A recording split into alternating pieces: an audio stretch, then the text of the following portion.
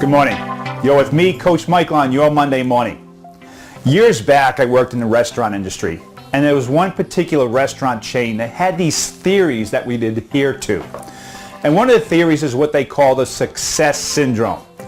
And then what the success syndrome was all about was about the restaurant, obviously, how to grow the restaurant. And the key points were the food would always come out hot and fast in a particular time frame that was tested and measured. The restaurant was always clean and immaculate. The service was always great, and they created an experience. And as the food consistently came out hot and quick, and the place was always clean, and the service was always great, revenues would rise.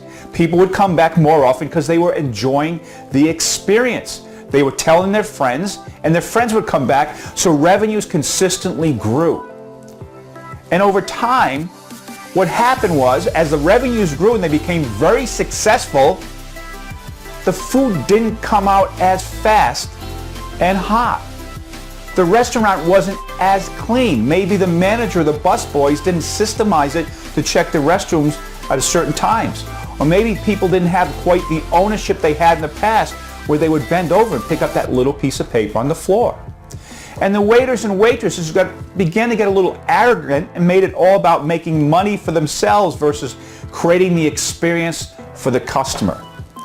And then management was sitting down one day as sales was beginning to erode and sitting around trying to figure out what had happened.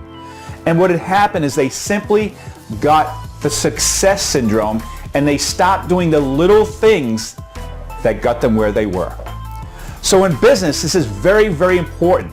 Many businesses and corporations have done very well. They've grown amazingly. However, beware of the success syndrome, because if you're out there pounding your chest, talking about how great you are and how great sales are, and you take away that humbleness of being grateful for your customers and your team, sooner or later you're going to see sales begin to erode, and you will be sitting around wondering what happened. So if you're in business, be very conscious of the little things that got you where you are today. Consistently make sure you're articulating the vision and the mission and the purpose of your organization to your team, and have them articulate it back to you so they can stay on that fine line. Make sure you're having your weekly meetings to keep that communication in line. Make sure you're testing and measuring all your products and services and your KPIs as far as what you're delivering to the customer. And most important, stay humble, stay grateful. You stay humble, you stay grateful. You consistently test the little things and work on the little things that got you to where you are.